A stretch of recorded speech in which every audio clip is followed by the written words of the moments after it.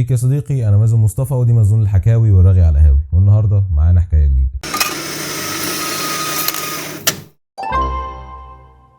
Welcome back. As I mentioned before, this is مازون الحكاوي والرغي على القهاوي، وانا مازن مصطفى. ده مكان بنرغي فيه كده عن اي حاجه، حكايات، مش عارف، بس الباب مفتوح نشوف هنعمل ايه مستقبلا ان شاء الله لو ربنا ادانا عمر. والنهارده هنحكي حكايه جديده. بيني وبينك انا قمت النهارده من النوم، المفروض ان انا انزل من المكان اللي انا قاعد فيه ده، بس انا جاي ليه اساسا؟ انا جاي عشان اكمل كتابه السكريبت للسكتش اللي انا هصوره عشان انزله على البيج الفيسبوك. وما تسالنيش ايه بيج الفيسبوك دي، المفروض ان انت عارف ان انا بنزل سكتشات او حاجات نوعا ما سينماتيك شويه او اقرب ما تكون للشورت فيلم، بعيدا عن التفاصيل. انا حاجات انا بشوفها حلوه فبعملها وبنزلها من الاخر من غير لغي كتير بقى ولا كلام قواميس ولا اكاديميك ولا مش عارف ايه. انا بحب اعمل حاجه والله بعملها وبنزلها على بيج، خلص الموضوع بس كده. يعني فيديوهات قصيره خلاص، حلو سكتشات بقى، مواقف بقى، مش عارف ايه. فهتلاقي لينك كده في الديسكربشن، بس افتكر ابقى احطه او على العموم الصفحه اسمها مازن مصطفى. بس مش موضوعنا دلوقتي، انا جاي هنا زي ما قلت لك عشان اكمل سكريبت واصور. بس بيني وبينك النهارده بت ليلتين وما صورتش حاجه خالص، ماليش نفس اصور، بالعافيه كتبت السكريبت ومش جايه معايا. عارف انت اللي هو انا كان ورايا مونتاج فيديو خلصته الحمد لله، كان هينزل 14 فبراير، المفروض ان هو نزل اوريدي، هتلاقيه برده على البيج دي وقت ما احنا بنسجل بتاع، هينزل بكره. فالنهارده 13 فبراير، مش عارف بقى الفيديو ده هينزل امتى بصراحه. فالمهم يا معلم، خلصت الحمد لله مونتاج الفيديو ومش جاي معايا اعمل حاجه، فاهم؟ اي حاجه على الموبايل ممكن اعملها، انما اكتب سكريبت بقى واقعد افكر في كادرات واقوم اصور واقوم بالليله دي كلها، الوقت مش جاي معايا. في بعض العوامل كده بتاثر على الانسان، بتخليه مش عايز يعمل اي حاجه خالص. مش عايزين نقول اسمها، يعني فاهم؟ يعني هنعمل عبط وكانها مش مثلا الحاجه اللي في دماغك وفي دماغي، لا لا لا. مع ان الانسان عايش عشان جمله، او انا كنت بقول دايما جمله انا عايش عشان اعمل فيديوهات. وبصراحه بحس ان الموضوع ده، او هي دي الحاجه اللي بتحركني، بس مش جايه معايا الفتره دي. الدنيا غريبه. المهم يا معلم، اسف ان انا دوشتك في الدوشه دي كلها. فقبل ما انزل لما قمت من النوم جت معايا انا عايز اتكلم، انا عايز اعمل فيديو. طب ما نيجي نعمل فيديو مازون الحكاوي. بيني وبينك قعدت ابص وانا في ايه عندي يتحكي، في ايه عندي يتحكي. والله عندنا حكاوي كتيره وعندنا اكتر من حدوته، بس الباشا بيتمرقع وما كتبهمش. يعني هو مسجلهم يعني كافكار، لكن هو ما تعبش ولا اشتغل على الفكره ولا حط تفاصيل ولا اي حاجه وبتاع. فجت في دماغي الحدوته دي، فقلت اما احكيها اهو يبقى فيديو. عملت فيديو فاهم، وقعدت عملت حاجه بحبها وخلاص. ماشي. كان يا مكان في قديم الزمان شاب في ثالثه ثانوي، اللي هو كان عايز يحلق. عمرك شفت بدايه قصه غريبه كده؟ في ثالثه ثانوي عادي، انا دايما بيبقى شعري طويل، يعني كان طويل، يعني فاهم؟ ده برضو من ضمن اعتقد الفتره اللي احنا فيها، مش عارف، ما تدخلنيش في تفاصيل الله يكرمك. انا جاي احكي حدوته معينه، يبقى خلينا في الحدوته المعينه عشان بس ما نسرحش انا وانت. فكان شعري طويل عادي، فكنت عايز احلق. حلو. ما كانش معايا موبايل ساعتها، كان موبايلي جايب شاشه وانا كنت مش عايز اصلحه عشان ثالثه ثانوي بقى وبتاع. قلت اصلحه يعني على فتره الامتحانات، فاهم؟ ممكن احتاجه وقتها، وبرضه عشان عيد ميلادي فقلت اصلحه عشان احضر بيه عيد ميلادي ومش عارف ايه وبتاع. السلام على كوبايه الشاي بالنعناع لما تدق بابك فجاه. المهم يا معلم، خدت موبايل حد من العيله عليه الحلقتين اللي انا كنت عايز احلق واحده فيهم، ونزلت الحلق. حلو. رحت احلق فبوري له، فقال لي كده او حاجه زي كده. المهم فاهم، قال لي ايه؟ قال لي والله يا صاحبي الحلاقه اللي انت عايز تحلقها دي يعني لا مؤاخذه ما تنفعش معاك. ليه يا عم؟ انت بسم الله ما شاء الله عليك برضو شعرك تقيل، والواد شعره خفيف، وانت شعرك لا مؤاخذه يعني في الكلمه كعت او خشن، والواد شعره ما شاء الله عليه ناعم، يعني الواد امريكاني وانت لا مؤاخذه يعني مصر. قلت له يا عم ماشي، مقبوله منك يا روحي. طبعا هو ما كانش بيتكلم كده، بس انا حسيت ان انا عايز اعمل كده فعملت كده. بس يا معلم قلت له خلاص فك من الحلاقه دي. بص الثانيه كانت صوره لبراد بيت، مش عارف من فيلم ايه، كان شايل الجناب زيرو وجايب الجزئيه اللي فوق على جنب، وكان مقصرها. عجبتني. ما كنتش طبعا هحلقها بالملي، انا بس كنت عايز نفس الكونسبت، فاهم؟ اللي هو ظبط الجناب ما تشيلهاش، يعني ظبطها عادي جدا زي اي انسان طبيعي، وبعد كده قصر لي شعري شويه وهاتوا نفس الحلاقه دي، يكون نفس الشيب، فاهم؟ مش ده قزع خالص بقى، لا كده. فالمهم يا معلم قال لي تمام. قعدت عند الحلاق وظبط الدنيا وتمام التمام ومش عارف ايه وبتاع. خلصنا كنا عملنا مش عارف عمل حمام كريم ولا، المهم ان هو فرد شعري وعمل لي ماسك وظبط لي الكلام ومش عارف ايه وبتاع، وغسلت شعري خلاص بتاع. خلصت ببص في المرايه، فاهم؟ ما فهمتش الحكايه حرفيا. انا ما فهمت في ايه يا عم، انا مش فاهم، فاهم؟ لا دي الحلاقه دي ولا دي الحلاقه دي. لقيته بيقول لي هات الحلاقه كده، كنت جايب له حلاقه براد بيت. قال لي لا الثانيه اللي انت قلت عليها في الاول ما تنفعش، هي دي اللي هو. فشعري كان عامل ازاي؟ وانا كنت مصور صوره بس استحاله احطها، ده لو لقيتها اساسا. عارف اللي كان مؤاخذه بيطوفوا في ايديهم بيعملوا كده وبيعملوا شعرهم كده، حرفيا هو كان عامل فيها كده، وما بهزرش ولا بتريق. عارف الحاجات اللي بنطير عليها في جاتا، اللي هي اللي بتجري عليها وبتقوم مطيرك كده مره واحده، هو كان عامل في شعري حرفيا نفس الموقف ده. يعني انا شعري لو كان في عربيه هوت ويلز جايه كده كان زمانها طارت من فوقي، حاطط جل بقى وبتاع تقريبا. فانا حاسس بالحلاقه دي ان انا رجعت 6 ابتدائي. واعذرني مش عارف انا مالي النهارده، بس انا عايز اشرب شاي مش عارف في ايه. I am not okay but I am pretended that I am okay. يلا. المهم يا معلم اكمل لك، خلاص روحت وتقبلت الحلاقه وتمام، فلوس ودفعناها وخلاص يعني قضي الدنيا لغايه ما اسبوعين واحلق تاني ولا تشوف هتعمل ايه. المهم يا معلمي اللي حصل كالتالي، روحت البيت وتمام ومش عارف ايه وبتاع، قضيت حوالي اسبوع بالحلاقه، كنت بسرح شعري على ورا عادي جدا، هو شعري قصر فخلاص يعني بقى افضل نوعا ما، فماشي. المعلم كان عامل ازاي في الحلاقه؟ انا اول مره اشوف حلاق يعمل كده، مسك لي القصه اللي قدام قصرها وبقيه الشعر اللي ورا اطول، فالعمليه معكوسه، هو المفروض بيطول اللي قدام بيسيبها طويله وبيقصر اللي ورا، هو عمل عكس، فكان شكلي مش الطف حاجه بالنسبه لي يعني. فبعد حوالي اسبوع من الحلاقه 5 ايام حاجه زي كده، المهم على اخر اسبوع كان يا سيدي يوم الخميس بالليل صباح جمعه، كان الساعه من 1 هي بعد 12 بالليل يعني احنا يعتبر في الجمعه، قول يا عم من 1 ل 3 الفجر 2 3 حاجه كده. عملنا ايه؟ عملنا التالي، قلت انا هعمل حركه، جبت مكنه الحلاقه بتاعتي واللي هي اكتشفت يوميها ان هي مكنه حلاقه للدقن مش مخصصه للشعر التقيل زي شعري، وقمت جايب اوسع مشط فيها، فاهم، جايب التدريج على اوسع مشط، قمت عامل كده في شعري كله عشان اسويه ببعض. تمام. المكنه ما بتمشيش او ما بتشيلش شعر، طجريه يا عم الحاج، ما اعرفش والله يعني فاهم. قمت ضيق درجه كمان، تك مش بتجيب قوي، ضيق درجه كمان لغايه ما ضيق اخر ما زهقت، قمت شايل المشط كله وجايب المكنه صدتي ملتي، قمت حاططها كده في شعري، فاهم، عشان يبقى زي ما انت شايف. طبعا هو مش من ساعتها يعني فاهم، مش جاهز ان انا ابدا، فاهم اللي هو يا رب الترم الثاني، انا مش جاهز ابدا الترم الثاني. انا تعبان نفسيا، انا بروح اتعالج عند دكتور نفساني في رود الفرج. المهم يا معلم اكمل لك، وفعلا يعني فاهم هبت في دماغي انا عايز اشيله، قمت جايب المكنه على الزيرو وقمت يا دوبك عملت كده فاهم، ولسوء حظي المكنه فصلت شحن. وانت عارف ان مكنه الحلاقه او النوع ده من مكن الحلاقه بياخد حوالي 8 ساعات 9 ساعات شحن. طب ايه نكمل بكره؟ لا ما هو مفيش بكره. ليه يا عم الحاج؟ ما انا عندي شام الرياضه مع كرم عبد الله الساعه 9 الصبح في ميامي، وانا ساكن في محرم بيت، فمشوار ده حوالي ساعه. تمام. طب اعمل ايه دلوقتي؟ هنعمل حاجه حلوه قوي، نحط المكن على الشحن، ننام لنا ساعتين 3 ساعات ونقوم قبل الدرس نكمل حلاقه الزيرو وننزل. حلو الكلام. ما اكدبش عليك يا معلم، انا يوميها حطيت المكن على الشحن ودخلت نمت وما حسيتش بنفسي غير الساعه حوالي 9 الا تلت، وانا زي ما قلت لك المشوار حوالي ساعه، من نص ساعه لساعه على حسب التساهيل، فاهم، لان انت في محرم بيه يعني قول ما يقابلها على البحر من محطه الرمل للشاطئ حاجه زي كده، فاهم. تخيل انت بقى هتاخد من هناك لغايه ميامي خالد بن الوليد بقى، فاهم، لو انت مجمع الدنيا. حلو.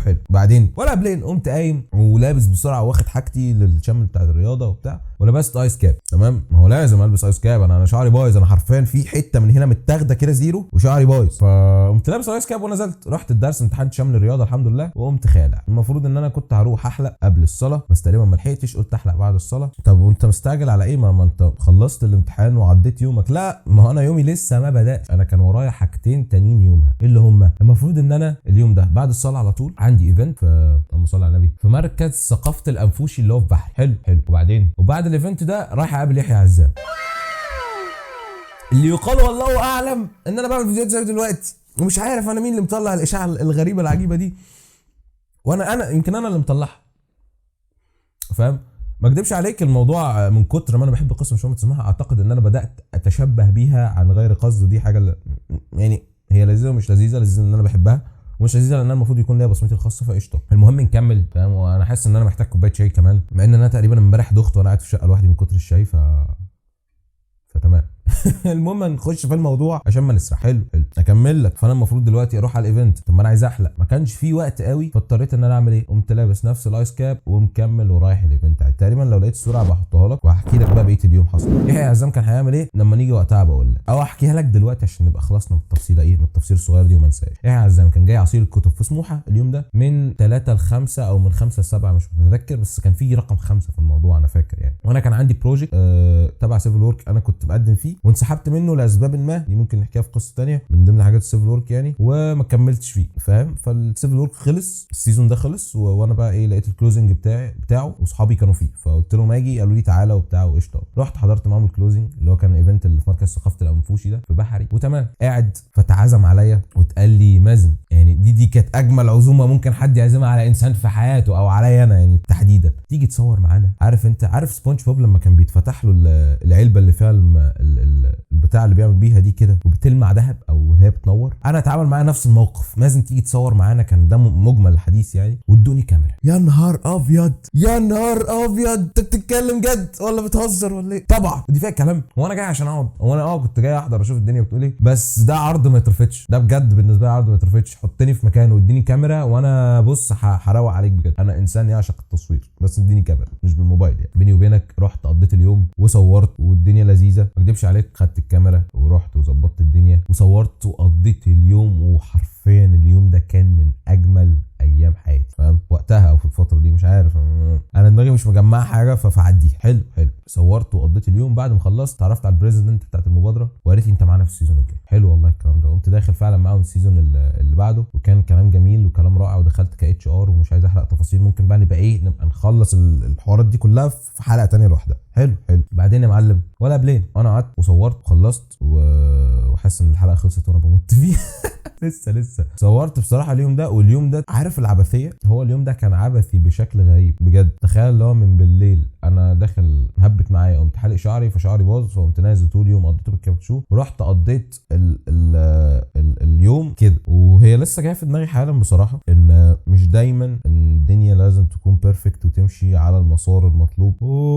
افتكرت حاجه دلوقتي بقول لك عليها برضه، مش لازم تمشي على البلان اللي انت حاططها يعني، فاهم؟ هي هتمشي في نفس خط السير، بس مش لازم تمشي بنفس الدنيا اللي انت مخططها بالملي. بمعنى مش شرط عشان تحضر يوم زي ده تكون لابس لبس واو ومضايق القميص عليك ومشمر كمامك ولابس الساعه مظبوطه وشغاله ولابس الخاتم ونضاره الشمس معاك وعامل شعرك شوار. والله لا عادي، فاهم؟ انا استمتعت باليوم جدا وكنت لابس طبيعي، فاهم؟ عادي، مش مأوفر في اللبس، لا لابس عادي، وشعري كان بايظ ومحدش عارف، ولابس عادي يعني، فاهم؟ لابس طاقية، مع ان انا مش من الانواع اللي بتلبس طاقية كتير، نادرا، بس قشطه. بس استمتعت باليوم، مفيش حاجه منعتني ان انا استمتع باليوم. نفس الفكره برضو في فرح كان من قريب، كنت متضايق جدا ورايح الفرح وانا فاهم اللي هو انا مش طايق دبان وشي زي ما بيقولوا، ومش جاي معايا. ليه؟ لان برضه اتغفلت في الحلاقه.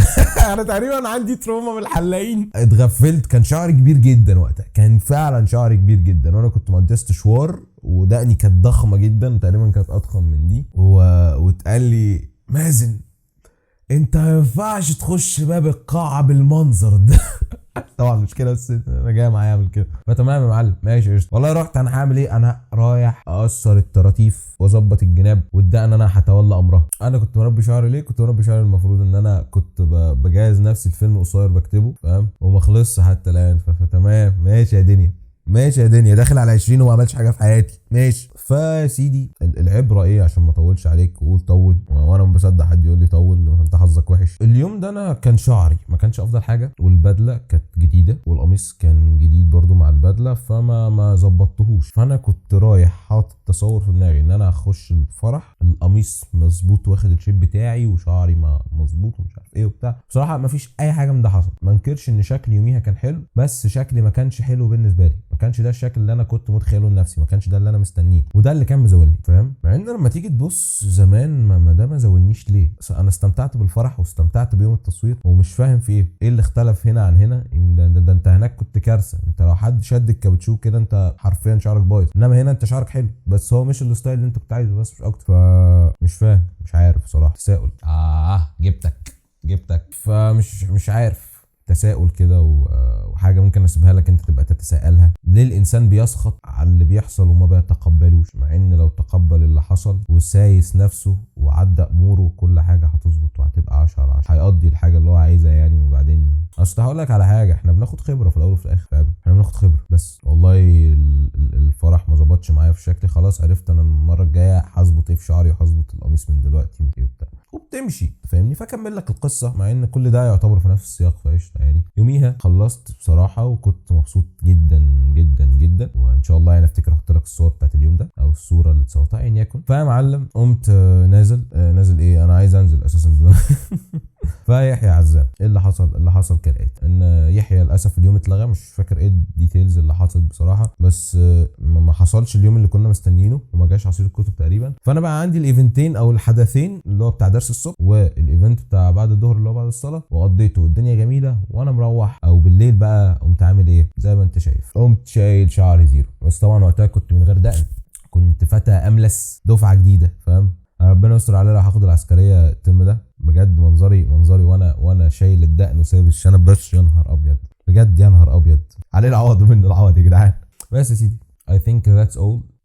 I don't have anything to tell you more, so goodbye. استنى انا نسيت حاجه مهمه جدا جدا، انك اتفرجت لغايه دلوقتي وما عملتش لا لايك ولا سبسكرايب ولا كومنت ولا شير.